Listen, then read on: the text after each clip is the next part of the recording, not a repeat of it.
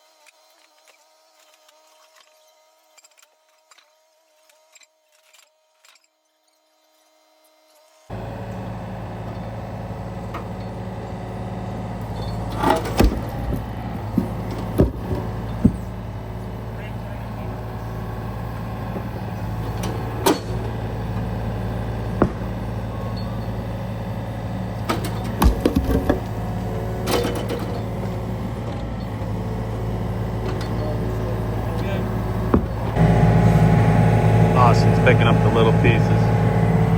I'm picking up the big pieces. That's how we do it. Me and my little Yan Mini. Customer just wants us to pile this stuff out here. Oh, I dropped it. He just wants it piled up here. I gotta pick that back up.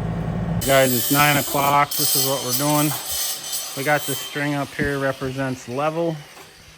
And we're just gonna put our wet screeds where the pins are in the string, and then we're gonna dive into his other floor. The old floor is not level, so not even close, but we're gonna make his door area level. So that's how we're gonna handle it today. We're just gonna nice level spot all the way around for his door, and then just dive in. And if he ever wants to do more floor, we can cut it right there on this line. Same thing here. We're just gonna float up to this, but this will be level. That way this whole section will be level. And we got the outside looking pretty good. We're gonna put some rebar in here. We're gonna compact it. The material underneath was good. It's all gravel. It's the same gravel I was gonna bring. It looks good, so we're not gonna worry about, we dug it down 1.5 feet and it's all gravel. So we will tamp it up, put a little more gravel in here, and that's gonna be that. We'll get her poured out. Circle T's on the hook, so we got material, concrete material on the hook, and we'll get her poured out. Nice easy Friday job today. We're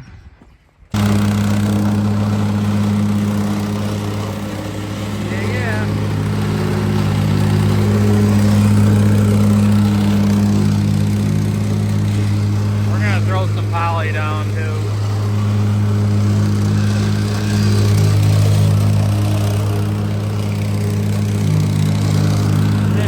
Thicker at the door here. Here comes the mod, guys.